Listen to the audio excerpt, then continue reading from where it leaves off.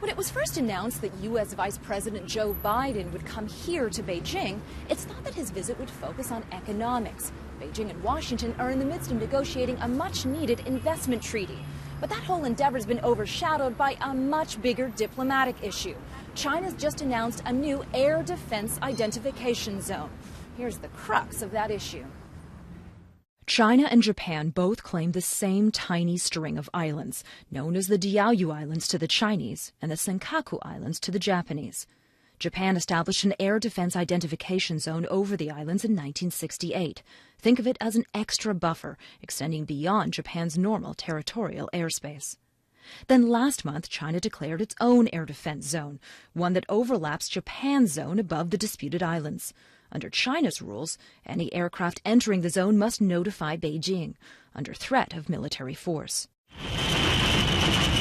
The move has upset Tokyo, which refuses to acknowledge China's islands claim, and Washington, which argues China's new air defense zone rules go further than those of other countries.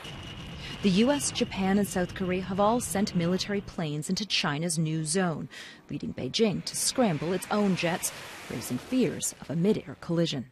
He said the only conflict that is worse than one that is intended is one that is unintended.